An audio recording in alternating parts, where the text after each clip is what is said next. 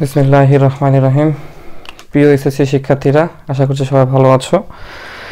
তোমাদের বহুল কাঙ্ক্ষিত কপিকল সম্পর্কিত যে সমস্যাটি রয়েছে পদার্থবিজ্ঞান এসএসসি এই সমস্যাটির কয়েকটা ক্ষেত্র নিয়ে আজকে আমরা আলোচনা করব এবং এতে সলিউশনগুলো আমরা দেখব। তো আশা করছি তোমরা ক্লাসটি মনোযোগ সহকারে দেখবে। ঠিক আছে, চলো আমরা ক্লাসটা শুরু করি।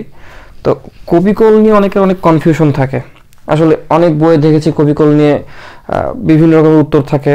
আজকে সম্ভবত একটা ধারণা নেওয়ার চেষ্টা করবো যে আসলে কপিকলের ম্যাথগুলোকে কীভাবে সলভ করা যায় খুব দ্রুত। তো প্রথমত আমরা দেখব, আচ্ছা কপিকল বা পুলি আমরা সবাই চিনি কপিকল কী জিনিস। আমরা একটু ক্ষেত্র নাম্বার 1টা দেখি। ক্ষেত্র নাম্বার 1-এ আমরা দেখব যে ঘর্ষণবিহীন কোনো কপিকলে যদি কোনো বস্তু ঝুলানো থাকে। আচ্ছা, আমি একটু চিত্রটা ড্র করছি। আচ্ছা, এটা একটা কপিকল। আচ্ছা, এই কপিকলটা মূলত ঘর্ষণবিহীন। আমরা প্রথম ক্ষেত্র দেখব হচ্ছে ঘর্ষণবিহীন ক্ষেত্রে।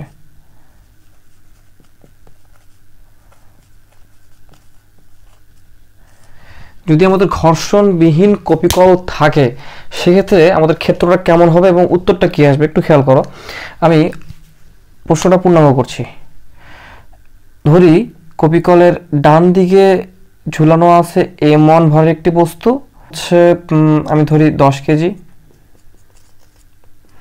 কপিকলের বাম দিকে ঝুলানো আছে m2 ভরের একটা বস্তু, যার ভর আমি ধরে নিচ্ছি 5 কেজি।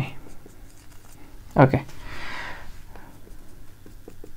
কপিকলটি যেহেতু ঘর্ষণ শূন্য, এখানে যেহেতু কোনো ঘর্ষণ কাজ করছে না, তার মানে তুমি যদি একটু চিন্তা করে দেখো যে এই m2 বস্তুটি কপিকল ঘুরে m1-এ আসছে, যেহেতু কোনো ঘর্ষণ কাজ করে নাই, তার মানে এখান থেকে এই পুরোটা ঘুরে এই পর্যন্ত যে টান কাজ করবে টানটা কি সেম থাকবে।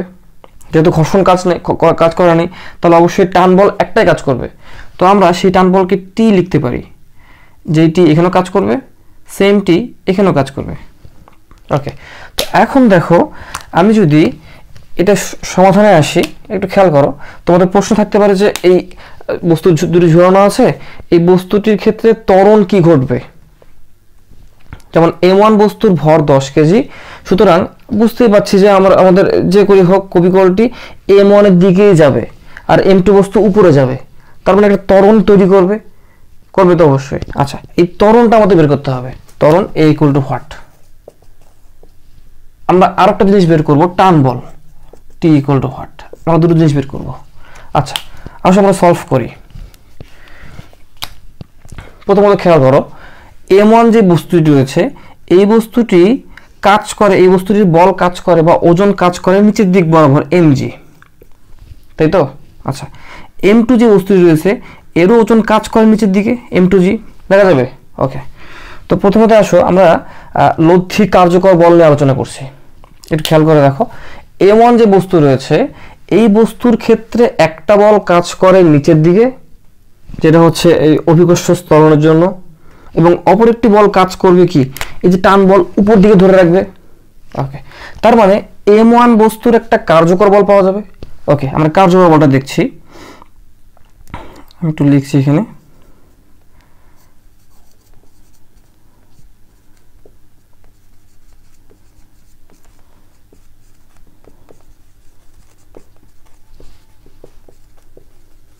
কার্যকর বল। ওকে, তাহলে কার্যকর বলটা কি হবে একটু চিন্তা করে দেখো। m2 বস্তুর ভর কম, m1 বস্তুর ভর বেশি, সুতরাং পুলিটা এই দিকে ঘুরবে, বাম থেকে ডান দিকে ঘুরবে, মানে m1 বস্তুর নিচের দিকে নামবে এবং m2 বস্তু উপর দিকে উঠবে। তার মানে কার্যকর বল যদি হিসাব করতে চাও বা নিট বল যদি হিসাব করতে চাও, বড় বল থেকে ছোট বলটা বিয়োগ করতে হবে। বড় বলটা কি রয়েছে আমাদের, বড় বলটা রয়েছে আমাদের হচ্ছে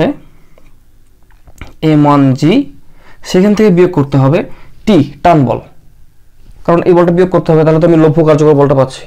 ওকে, সমান সমান আমি পাবো এটার ত্বরণ m1a। এটুকু ক্লিয়ার?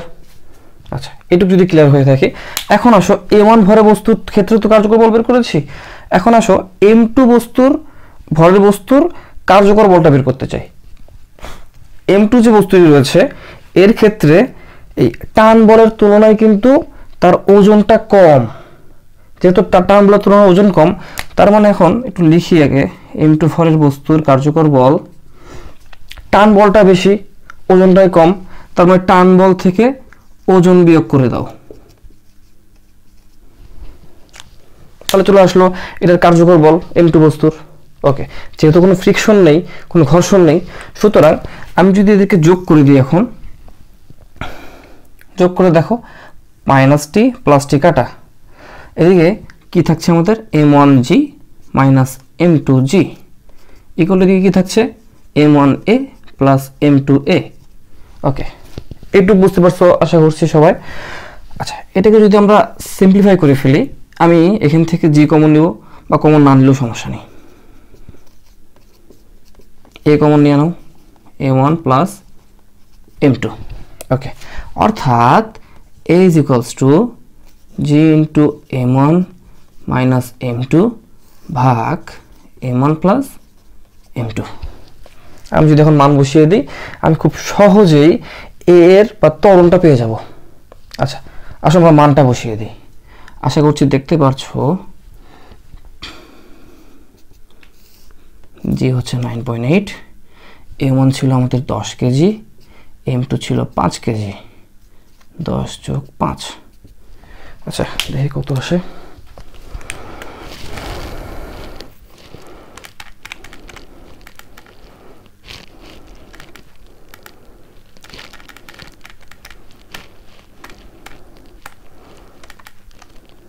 ওকে, আমরা ত্বরণ পেয়েছি 3.27 মিটার/সেকেন্ড স্কয়ার। এটাই আমাদের অ্যান্সার। শেষ। আমরা এই বস্তুর ত্বরণ পেয়েছি, অর্থাৎ m1 বস্তুর যা ত্বরণ ঘটবে ভূমি বরাবর, m2 বস্তুর ত্বরণ ঘটবে ঠিক উল্টা দিকে, তাই তো? অভিকর্ষজ বলে উল্টা দিকে ঘটবে, এটুকু তো ক্লিয়ার আমরা। আচ্ছা, তাহলে আমরা a নির্ণয় করতে পারলাম, এখন আমরা চাই টি নির্ণয় করতে। তাহলে টিতে কীভাবে নির্ণয় করব একটু খেয়াল করো। আমি এটাকে সমীকরণ 1 ধরবো, এটাকে 2 ধরবো। সমীকরণ 1এও টি রয়েছে, সমীকরণ 2এও টি রয়েছে। ওকে, তুমি তোমার ইচ্ছা মতো সমীকরণ 1, 2 যেটা মন চাই ধরতে পারো, সমস্যা নেই। তাহলে সমীকরণ 1 হতে পাই, আচ্ছা, m1g -t = m1a। আমি কিন্তু সবগুলো মান জানি টি ছাড়া, তাহলে অতএব t = কি হচ্ছে আমাদের m1g - m1a, অর্থাৎ m1 common now, g - a। m1 মান হচ্ছে আমাদের 10 কেজি, g হচ্ছে 9.8, a আসছে 3.27। দেখি কত আসে টান বল আমাদের।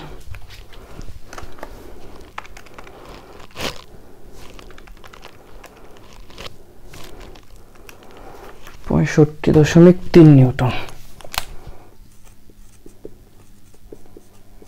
এটা আর একটা অ্যান্সার। শেষ। বুঝতে পারছো? তাহলে দেখো, প্রথম ক্ষেত্রে ঘর্ষণহীন কপিকল, দুদিকে দুটো বস্তু ঝোলানো আছে, অঙ্ক শেষ তোমার। পরীক্ষা আসলে ঠিক এভাবে করবে, আশা করছি মার্কস ফুল পাবে ইনশাআল্লাহ।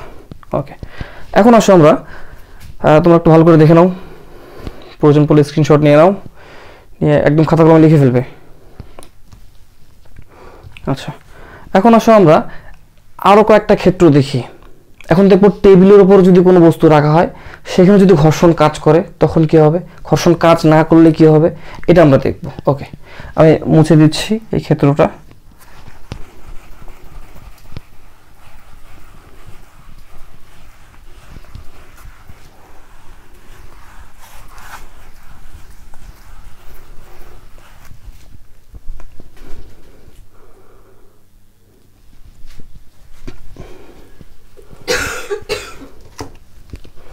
আচ্ছা, আসো এখন ক্ষেত্র 2। ক্ষেত্র 2 চিত্রটা ঠিক এরকম হবে। মনে করো একটি টেবিলের উপরে শেষ প্রান্তে একটি কপিকল লাগানো আছে, টেবিলের উপরে একটি বস্তু রাখা আছে, বস্তুটি সুতার সাহায্যে আটকানো আছে নিচে ঝোলানো একটি বস্তুর সাথে। ধরো এই বস্তুর ওজন 30 কেজি, সরি ভর 30 কেজি, এবং এই বস্তুর ভর ধরলাম 5 কেজি। ওকে, এখানে বলা আছে আমাদের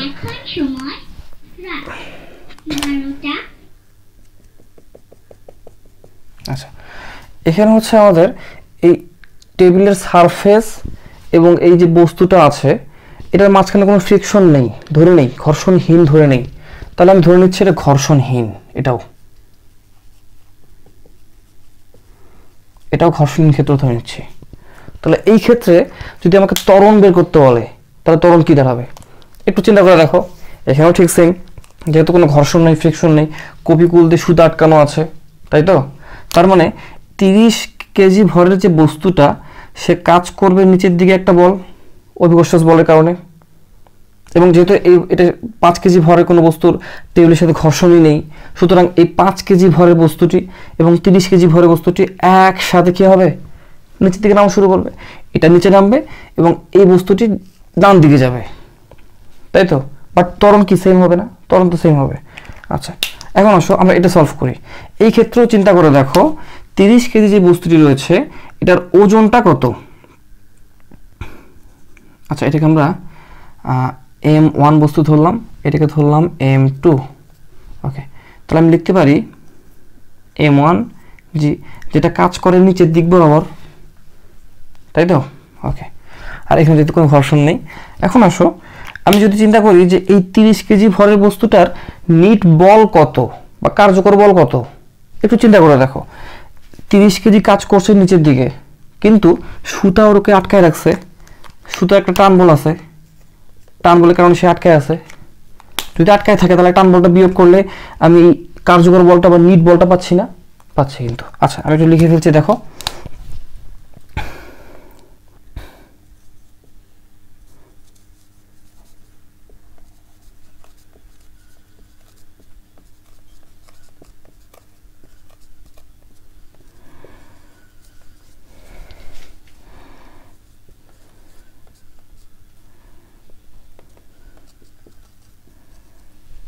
ওকে, ঠিক একইভাবে m2 যে ভরের বস্তুটি ছিল, এই 30 কেজির টান কাজ করার কারণে, এই টানের কারণে আসলে m2 ভরের বস্তুটি ডান দিকে অগ্রসর হবে, অবশ্যই ডান দিকে যাবে।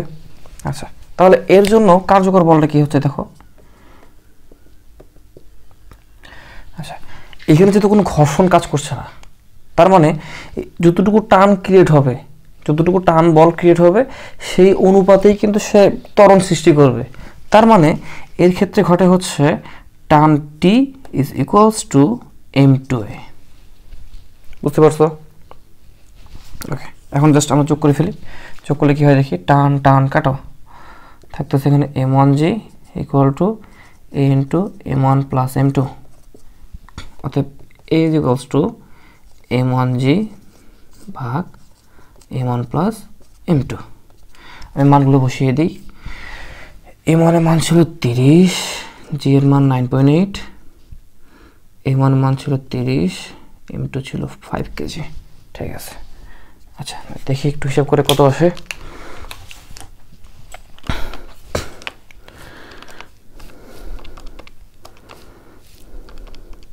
আচ্ছা, 8.4 8.4 মিটার পার সেকেন্ড স্কয়ার। শেষ একটা আনসার, শেষ। ঘর্ষণহীন অবস্থায় তার ত্বরণ কত হচ্ছে? 8.4, মানে অভিকর্ষজ ত্বরণের তুলনায় কম হচ্ছে, এবং ঠিক একই ত্বরণ ঘটছে m2 বস্তুর ক্ষেত্রে ডান দিক বরাবর। আশা করছি বুঝতে পারছো।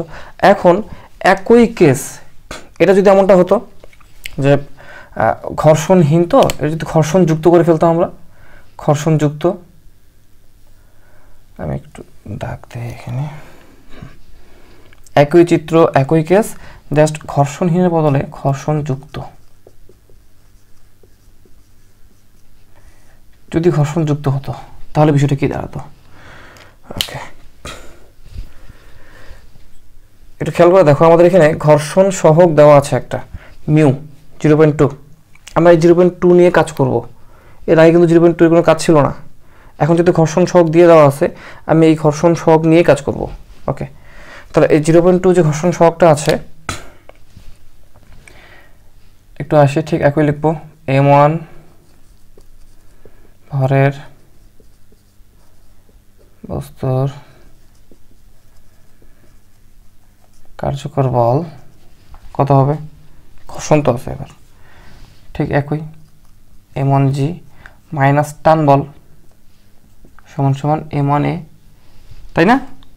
আচ্ছা, ঠিক একইভাবে m2 ভরের বস্তুর কার্যকর বল কত হবে এবার চিন্তা করে দেখো। আগে কিন্তু ঘর্ষণ ছিল না, এখন ঘর্ষণ আছে।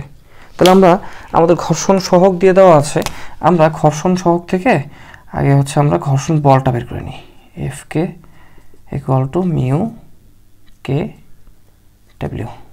মিউ হচ্ছে 0.2, ডাব্লিউ মানে হচ্ছে mg, 0.2 গুণন m হচ্ছে 5 কেজি, জি আমার 9.8, কত আসে দেখি, 0.2 গুণন 5 গুণন 9.8, 9.8ই আসে, 9.8 নিউটন হচ্ছে আমার ঘর্ষণ বল। ওকে, কেন বের করলাম একটু পরে বুঝবা। তাহলে m2 যে বস্তুটা ছিল তার বল কাজ করবে কোন দিকে, ঘর্ষণের কারণে ঘর্ষণ বল হচ্ছে গতির বিরুদ্ধে বাধা দেয়। তার মানে গতি যদি হয় ডান দিকে, ঘর্ষণ বলটা বাধা ক্রিয়েট করবে বাম দিক বরাবর, তাই তো? আচ্ছা আসো এখন আমরা লিখি, বড় বল হচ্ছে আমাদের এই m2 এর জন্য টি বলটাই বড়, সুতরাং টি থেকে বাদ দিতে হবে কাকে, ওই যে ঘর্ষণ বলকে, F K, equal to m2a হবে। একটু ক্লিয়ার? আমরা আশা করছি একটু বুঝতে পেরেছো।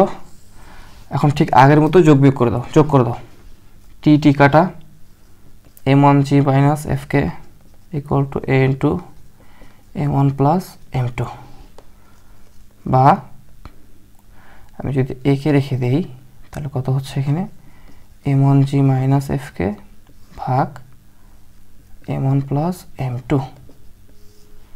m1 এর মান কত আমাদের 30 কেজি, 30 গুণন 9.8 মাইনাস fk কত আসছে 9.8, 9.8, তাহলে m1 হচ্ছে 30, m2 ছিল 5 কেজি। দেখি কত করে কত আসে আমাদের হিসাব করলে,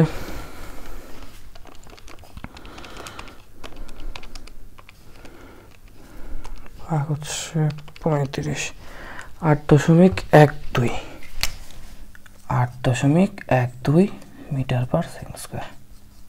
দেখো একই অঙ্ক, ঘর্ষণযুক্ত অবস্থায় একটু খেয়াল করে দেখো, ঘর্ষণবিহীন অবস্থায় ত্বরণ ছিল বেশি 8.4, আর ঘর্ষণযুক্ত অবস্থায় ত্বরণ কমে গেছে 8.12।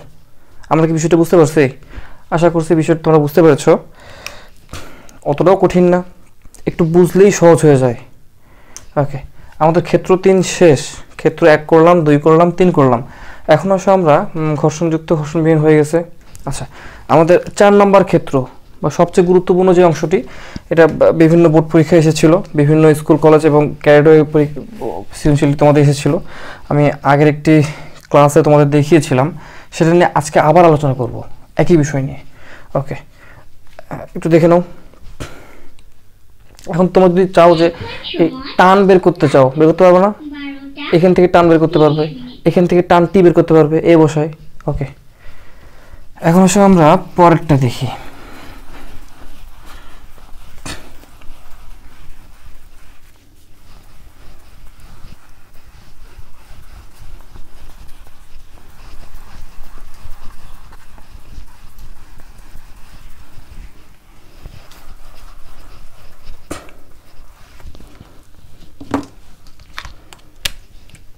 চতুর্থ ক্ষেত্র দেখব।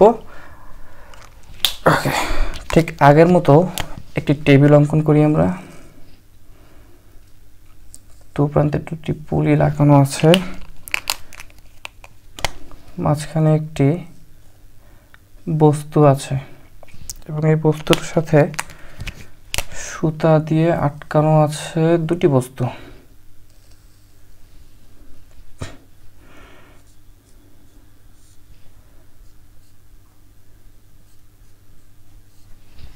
আচ্ছা, আমরা এটাকে m1 বস্তু ধরি, এটাকে আমরা m2 বস্তু ধরলাম।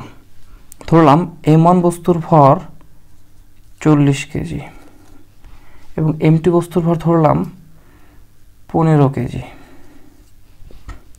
এবং এটাকে আমরা M3 ধরি, এর ভর ধরলাম 5 কেজি। আচ্ছা, মনে করো তোমাদের এখানে ঘর্ষণ সহগ দিয়ে দেওয়া আছে 0.2।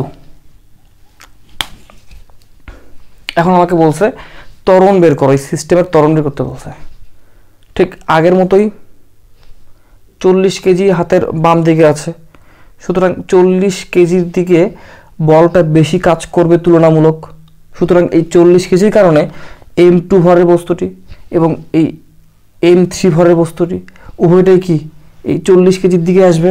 তার মানে কি ঘটছে দেখো, 40 কেজি বল কাজ করে নিচের দিকে এবং এই বস্তুর ভর বেশি, তার মানে অভিকর্ষজ বলের কারণে এই বস্তুর ওজনও বেশি হবে। ঠিক একইভাবে এর ভর কম, অতএব এর ওজন কিন্তু কম হবে তুলনামূলক। তার মানে আমাদের কিন্তু W1 is greater than W2 লিখতে পারি আমরা, যেহেতু W1 ইজ বড় হবে।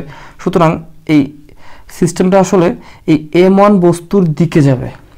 M1 বস্তুর দিকে বলতে M1 বস্তু আসবে নিচের দিকে, M3 বস্তু যাবে বাম দিকে, M2 বস্তু সেটা যাবে উপর দিকে। কত ত্বরণে, সেই ত্বরণটা আমাদের বের করতে হবে। আচ্ছা চলো আমরা ত্বরণটা বের করি। আগের মতোই কাজ করব আমরা। কার্যকর বল, প্রত্যেকটার কার্যকর বল নিয়ে কাজ করব আমরা।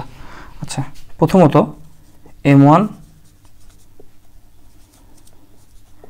বস্তুর কার্যকর বল কত হবে খেয়াল করে দেখো। M1 বস্তুর দিকে একটা টান কাজ করবে কপিকলের সাথে, ধরলাম T1 টান, এবং M2 বস্তুর একটা টান কাজ করবে, ধরলাম T2 টান। ঠিক আছে, কপিকল কিন্তু ঘর্ষণহীন, কপিকলের নিজস্ব কোনো ঘর্ষণ নেই, এটা ধরে নিতে হবে। তাহলে M2 বস্তুর ক্ষেত্রে কার্যকর বল কত হবে? আসলে বস্তুর ভর ছিল বেশি, তার মানে M1G বেশি, সেখান থেকে বিয়োগ করব কাকে? টান T1 কে। যদি বিয়োগ করে দিই তাহলে আমি কি পাচ্ছি? আসলে M1A পাচ্ছি। এটা ক্লিয়ার? আচ্ছা, ঠিক একইভাবে M2 বস্তুর কার্যকর বলটা বের করে ফেলি আমরা। তাহলে M2 বস্তুর ক্ষেত্রে দেখো টান কিন্তু বেশি, টান বল যেহেতু বেশি এই জন্য বস্তুটা মূলত কি উপর দিকে যাবে, নিচ দিক না আসে। তার মানে টান T2 থেকে বিয়োগ করতে হবে হচ্ছে M2G কে, তাহলে আমি কার্যকর বল পাচ্ছি। এটুকু ক্লিয়ার? তাহলে এটার কার্যকর বল পেলাম, এটার কার্যকর বল পেলাম। এখন আসো, এই যে এখানে একটা বাবাজি বসে আছে 5 কেজি ভরের বস্তু, এর কার্যকর বলটা বের করে ফেলি। তাহলে M3 বস্তুর কার্যকর বল এখন বলো কত হবে? এখানে কিন্তু M3 বস্তুর ক্ষেত্রে টান T2 কাজ করে, টান T1ও কাজ করে, আবার ঘর্ষণ বলও আছে। তাহলে কোনটা আসলে কাজ করবে? আচ্ছা, খেয়াল করে দেখো, আমাদের টান T1 এর মানটা বড়, সুতরাং এখান থেকে বিয়োগ করতে হবে সবাইকে। টান T1 হচ্ছে আমাদের বড়, এখান থেকে বিয়োগ করতে হবে কাকে বলো? T2 কে বিয়োগ করতে হবে, টান T2 কে, কারণ এখান থেকে তো T2 মাইনাস হয়ে যাবে। এবং একই সাথে বিয়োগ করতে হবে FK কে। FK মানে হচ্ছে ঘর্ষণ বল, কারণ আমরা জানি ঘর্ষণ বল কাজ করে গতির বিরুদ্ধে।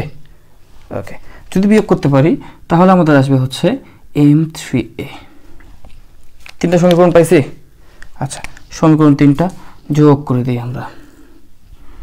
যদি যোগ করে দিই দেখো T1 T1 কাটা, তারপরে মাইনাস T2 প্লাস T2 কাটা, থাকতেছে কি M1G minus M2G minus FK is equals to A into M1 plus M2 plus M3। এটা তো ক্লিয়ার সবার, আহামরি কঠিন না, একদমই সহজ। ওকে, অতএব A ইকুয়াল টু কি লিখতে পারি? ভাগ করে দাও, M1G M2G মাইনাস FK ভাগ M1 plus M2 plus M3। এটুকু বুঝছি আমরা। এইটুকু যদি বুঝে থাকি, এখন জাস্ট মানগুলো বসাই দিলে আমাদের কাজ শেষ। তার আগে যে FK এর মানটা একটু বের করে নিই। আমি একটু এফ কে এর মানটা বের করে নিই ভিন্ন করে, আমাদের সুবিধা হবে। মিউ ডাব্লিউ, এখানে মিউ এর মান 0.2, ডাব্লিউ মানে হচ্ছে এমজি মানে M3 0.2, M3 মান হচ্ছে 5 কেজি, জি এর মান 9.8। দেখি কত আসে। 0.2 গুণন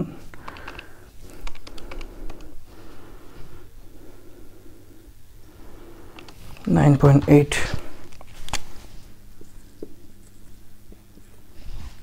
ওকে। তাহলে M1 এর মান কত ছিল আমাদের? 40 কেজি, 40 ইন্টু 9.8। M2 কত ছিল? 15 কেজি, 15 ইন্টু 9.8 মাইনাস 9.8, ভাগ করে দেবো তিনটার গড় যোগ, তাহলে 15 যোগ 5 যোগ, তাহলে 40 যোগ 15 যোগ 5 কত আসে দেখি আমরা।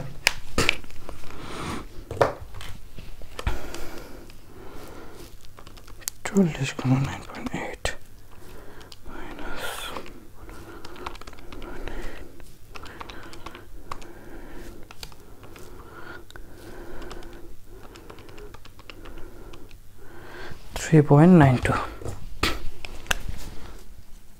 3.92 মিটার পার সেকেন্ড স্কয়ার। শেষ। অথবা আমাদের সিস্টেমের ত্বরণ 3.92 মিটার পার সেকেন্ড স্কয়ার। এই ত্বরণটা কাজ করে কোথায় আসলে? এই ত্বরণটা কাজ করছে এই M1 এর দিকে ভূমি বরাবর, M2 এর দিকে ঊর্ধ্বমুখী ত্বরণ কাজ করছে, এবং M3 এর দিকে কাজ করছে কোন দিকে? বাম দিক বরাবর। শেষ, অঙ্ক এইটুকুই শেষ। এখন যদি আর একটু অ্যাডিশনাল যোগ করে দেয়, যে টান বল কত বের করতে বলে, যে T1 এর মান বের করতে যদি বলে T2 এর মান বের করতে, আমরা কি পারবো না? T1 আসে সমীকরণ 1-এ, T2 আসে সমীকরণ 2 থেকে, খুব সহজে কিন্তু পাওয়া যাবে। আচ্ছা, আমি এটাও করে দিচ্ছি। আমি যদি এর মানগুলোকে বসিয়ে দিই, আমি টান বলগুলো পাই। তাহলে টান বল T1 লিখি, সমীকরণ 1 থেকে পাই,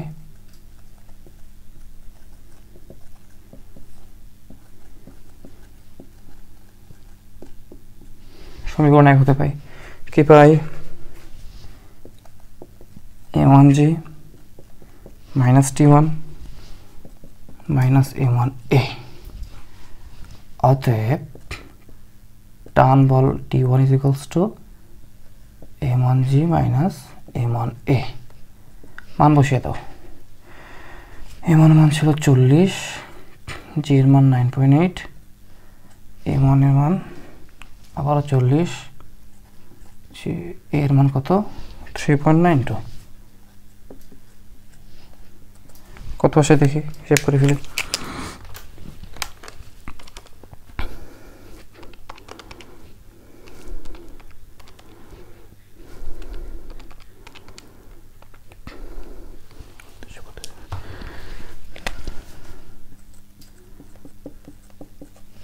তাহলে T1 টান বল কত আসলো? 235.2 নিউটন বের হলো।